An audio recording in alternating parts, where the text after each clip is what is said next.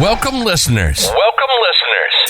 You're listening to Deeds in the Desert, the place where real estate investors tune in for the latest news and available investments at Ignite Funding.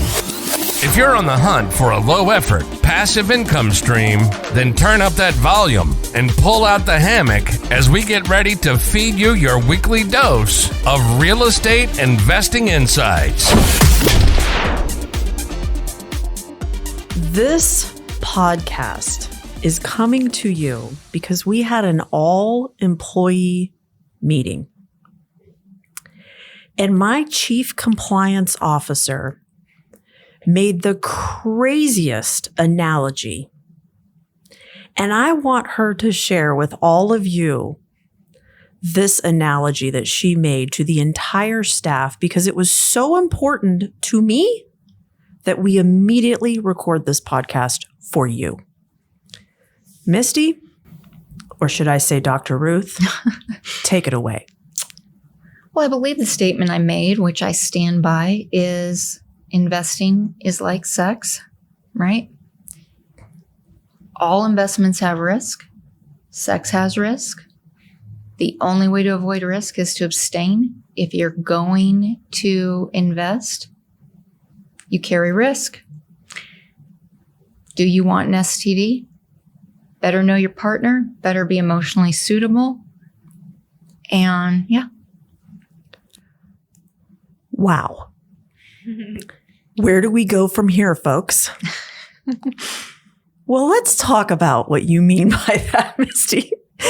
Let's rip this apart. Let's talk about the financial, the emotional, and the risk factors involved in investing with us. And we're going to really hone into that suitability component and try to ensure that everybody has a very rewarding sex life with us at Ignite Funding. Is that fair? Yep. Okay, let's do this. We are going to talk a little bit today about financial, emotional, and risk suitability.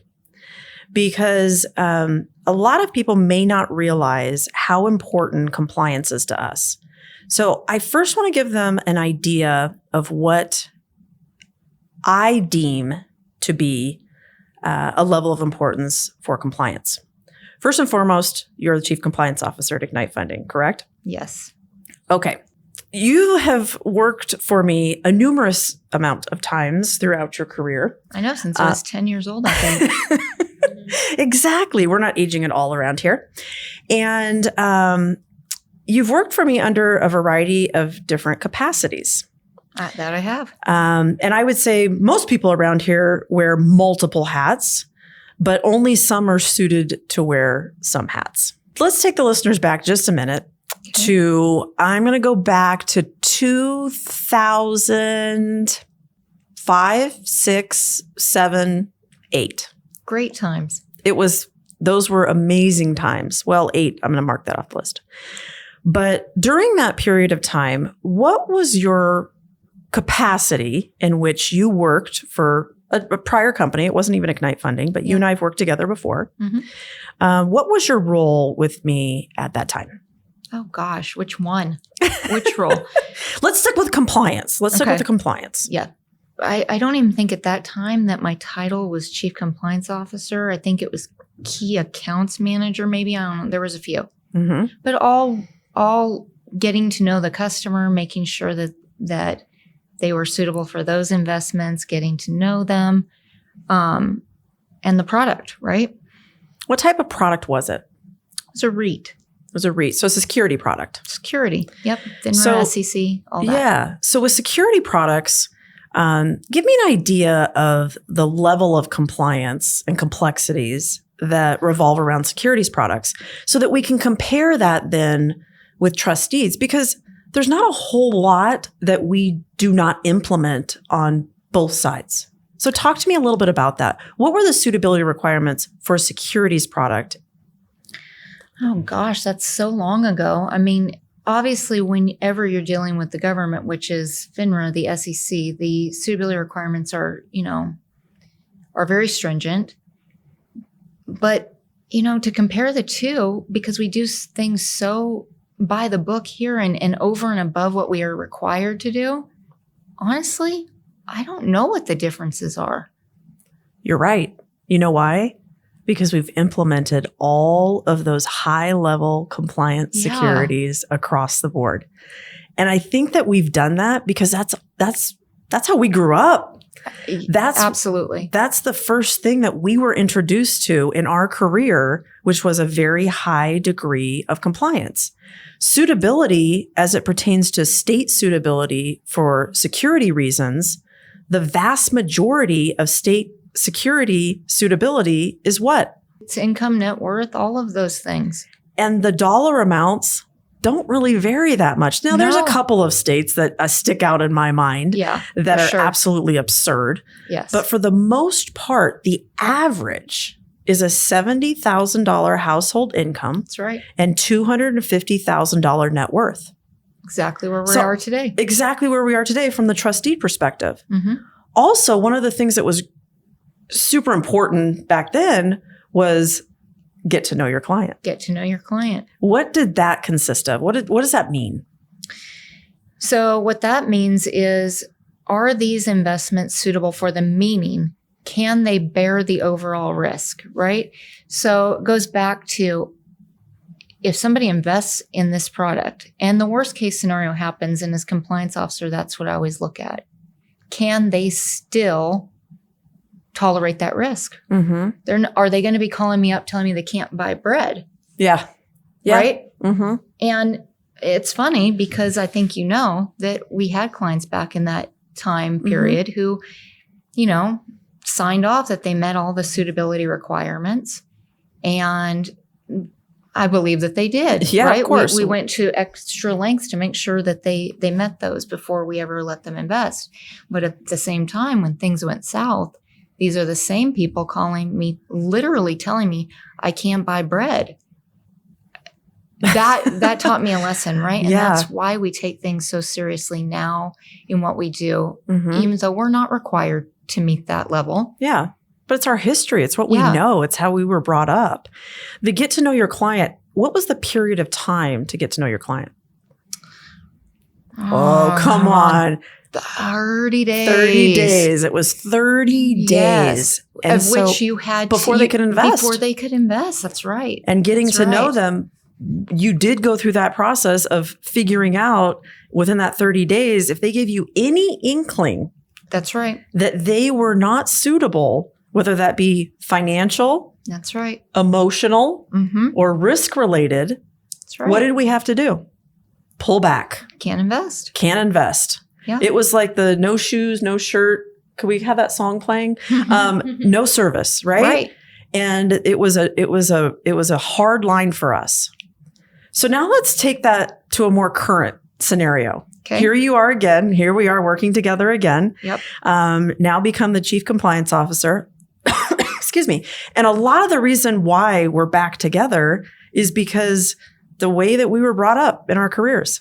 Yeah. And compliance was always that underarching, like, how do we make sure that we're not harming anybody first and foremost, right? I mean, obviously, we can risk mitigate all day long. We've talked a lot about that from the underwriting standpoint, but we also have to make sure that our clients are the right clients to be investing with us.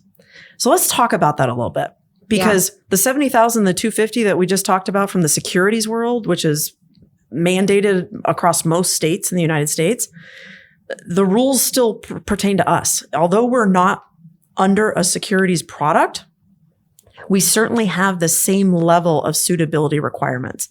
Let's talk about the financial side, because we get so many questions about this from the client's perspective. And I know that our business development executives, as they're onboarding clients, are talking a lot about this and making sure that clients understand what they're signing to. When is the first sign off on suitability happening from a client perspective? First sign off would be when they actually open the account with Ignite. And what does it say specifically? So basically, annual income of $70,000 or greater for the previous 2 years with the expectation that it continues, or $250,000 net worth exclusive of their primary residence, and that's household. Okay. So those are households. So let's talk about that 70,000 first. Yep. So when we talk about household and we have mom and dad and son and his wife and their kids and everybody within that household, accumulation is 70,000. That's pretty low. It's really low. It's really low. But let's just say we have, a spouse, maybe they're divorced and one child in the household. That's household. Okay. So we have one person. Yep. And we have one child. Is that one person? I'm assuming the child's not working unless there's some, child actress or something. And there's a different scenario there because they have income and, I can go down a whole beaten path there. But let's just pretend like one of the parents is the only contributing factor to that household. Is that parent responsible for that household income? Yeah. Okay. Yeah. So simple math here, right? Yep. No confusion. No confusion. So when we talk to a client and we talk about financial suitability, and we say household, we mean household. We mean household. So let's say they do not make $70,000. Let's look at the $250,000. You said excluding primary residence. Okay, so what does that mean exactly? So if I have equity in my home, I can't count that? You cannot count that. Okay, primary residence off the table. Off the table. So is your net worth $250,000 or greater? Okay, so we're going to accumulate our retirement accounts. Can we count those? You can count those. Yes, okay. Absolutely. Stocks, bonds, mutual funds that I bought on the side, checking, my savings. Bitcoin, all of that. Yep. That's my net worth. Cash in my bank account, my Cash. IRA. All of it, but not your house. Not my house. House is off limit. What if I have a rental property? Well, that's not your primary residence, so yes, it counts. Okay, good. All right. So now I have my basis of financial ability. What other questions are happening? Something that, let's talk about this for a second. Do we record our calls with our clients? We do. We do. Why? Quality control, right? We want to make sure, again, it goes back to compliance. We want to make sure that our investors are getting good service, but good education, that they know what they're getting involved with. Yep. That's our getting to know our clients. That's right. And it may not span over a 30-day period, but I would say when clients come to us, the educational side of things, there's usually a couple calls they're having with our business development executives before they're filling out an application. Yeah. Would you agree? Very rare that it happens within, I would say, even a week. Yeah. A week, maybe 2 weeks. Yeah. Then once they're picking their investments, and then they get investment docs.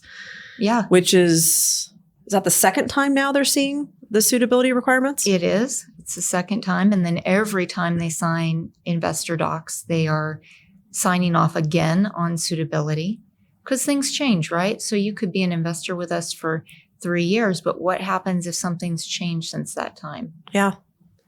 Well, let's say something has changed. Yeah. So let's say I've got 5 investments with Ignite Funding. The 70 and the 250 was not an issue, and all of a sudden something's changed. Does that mean I can liquidate all my investments with you immediately because my suitability is no longer met? That's a good question. And no, because when you invested, obviously you met suitability, they are locked up until the borrower pays off the loan, right? But what that does mean is you are not suitable to continue to invest because, again, these are illiquid investments. Yeah. So now I've brought it to your attention. Yep. And this is something it should be important for clients to realize. Getting to know our client doesn't stop in that first 1 or 2 weeks. No, and it's not to harm a client. It's to actually help them. Mm-hmm. Because we know, let's say COVID. COVID was a prime example. A lot of people lost their jobs during that time. During that time, we had to have conversations with clients to say, you're not working now. This is not a good time for you to invest. Mm-hmm. Right? Yes. But when they start working again, then that's when we can reopen those doors and explore that again. They may all along that period of time had investments with us. Yeah. Because they invested before they lost their job. Absolutely. But while their income was either household income was reduced or they weren't working, it was not suitable for them to make a new investment. Okay. Are we requiring our employees to have those conversations, continual conversations with clients? Our staff does do that. Yeah. We ask a lot of questions. Yeah. We want to know everything that's going on in your life. Yeah, it really is. And maybe we're a little old school. And you know what? Old school's okay when we're talking about people's money. Yeah. So when I say old school, I'm saying, we are not that investment firm that's just sending you an email. That's right. We're going to call you. We're going to talk to you. We're going to find out about the surgery that you had last week. We're going to find out how the family's doing.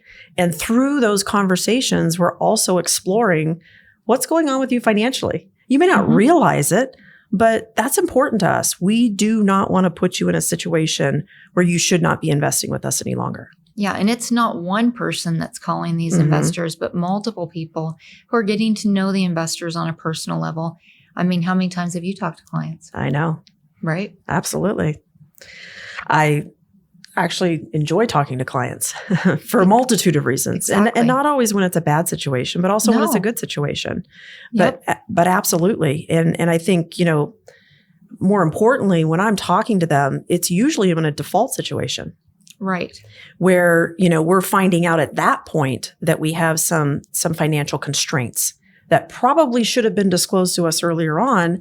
For whatever reason, we're not. And that's fine, right? We're not requiring clients to divulge their financial information to us. There's no requirement there. Right. But we are asking you to sign off on it multiple times. And we are having conversations with you about it from the financial standpoint. Absolutely. All right. What's the next step? Emotions, right? So it's funny because I do a lot of onboarding calls with new clients. And I think I share my office too with some of the new staff that come in. And I think the first time they hear me do those calls, they're like, what on earth is she doing? Because I spend 90% of that call telling them everything that could go wrong. And I've not had a single one that hasn't opened the account after that conversation, not one. Because if they can tolerate everything that I tell them that could go wrong, I know they're ready. I know that they're emotionally suitable to invest. Again, I've never had anybody back out. I suppose that could happen, but I will tell you, then when we have to make those default calls, these people are not caught off guard. They understand what's going to happen, what their options are, and, that Ignite's going to be there with them the whole step of the whole way. Yeah. So I was talking to an investor who'd done an investment or two with us.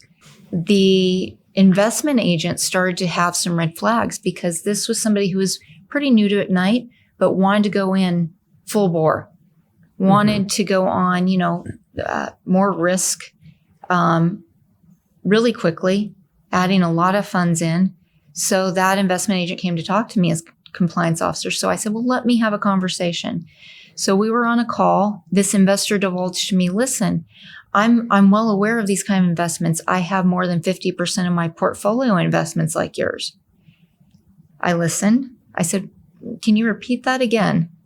Well, I have more than 50% of my investment in illiquid real estate investments.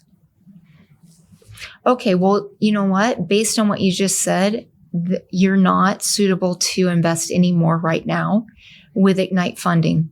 Ooh, she didn't like that. She did not like that. She, and I can appreciate that people always think that they know best what to do with their finances. And that's true in a perfect world where things work out perfectly. But what I know is things don't. And when she tells me that her money is illiquid and tied up in real estate and she wants to put even more with us, I have to think worst case scenario.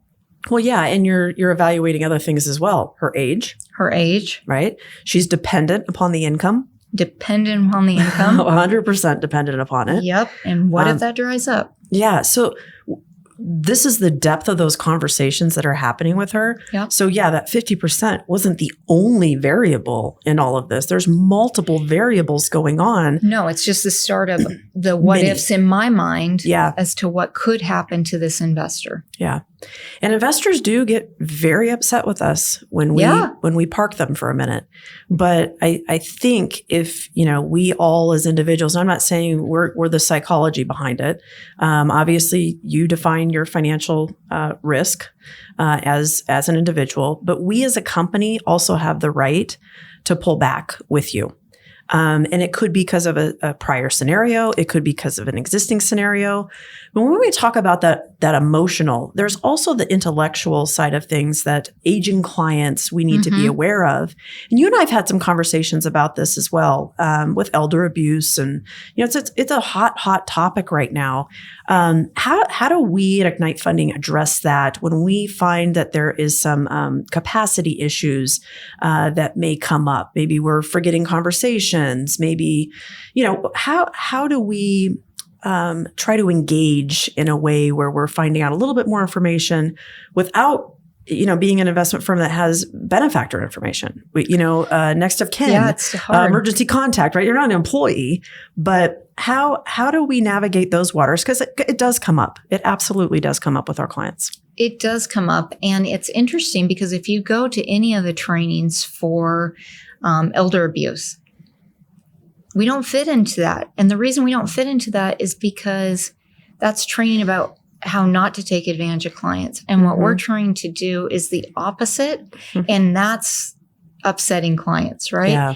So these are short-term investments for long-term investors. So as we talked about earlier, we're having conversations for years with our clients.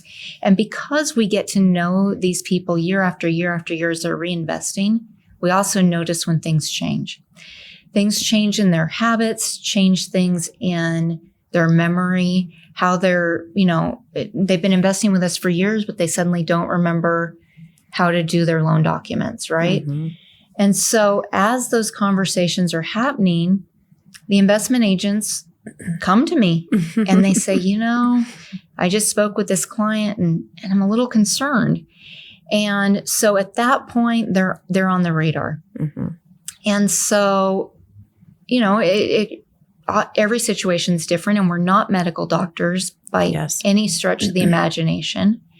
And so, what I would say typically is they are on a list, right? Like let's be cautious here. We don't want to take advantage of them, but we also have to respect their wishes. Yeah. So what I've done is as those get handled by me at that point, once the investment agent kind of passes them on, That's a nice way of saying that an investment agent says, Houston, we have a problem. I no longer want to be engaged in this relationship with the client because I am no longer comfortable.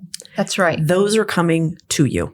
Those are coming to me. And now, I have to make a decision. And the decision, like I said, it's individual and it could be, years in the making, right? Because people don't just suddenly lose their mental cognition, but it's a slow decline often. Yes. I can say that there's one client in particular that's been with Ignite for a very long time. And some calls are very good with that individual. Yeah. And some are not. Good days, bad days. Good days, bad days. And that's something that I just continue to log and keep track of. But what I will say is there's a slow play involved in that. So where, the normal client experience would be calling them immediately and letting them know they've had a payoff and getting them reinvested. With a client like that, I want to know that they really know what's going on. Yeah. So we won't call. Yeah, we'll wait for them to reach out. We'll wait for them to reach out. When they reach out, that's a good sign, right? They know that they've got a payoff. They are calling.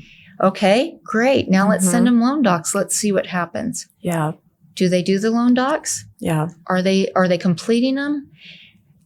It's hard because I don't know that we've gotten to a point with any of the clients where it's become an absolutely no. Yeah. I'm sure it'll happen. It does. But it just hasn't happened quite yet. Yeah. And, then there is, while they're having those good days, it's an appropriate time for me to say, is there anybody else that you want to give, access to your account? So we have an interested party designation form that investors can complete. And, in a perfect world, everybody would fill one of those out, right? Because we don't know what's going to happen, but they don't. And I get that. They don't want to. They don't necessarily want their family to know what they're doing. Exactly. But on those good days, that's a time when I can have those conversations. Yeah.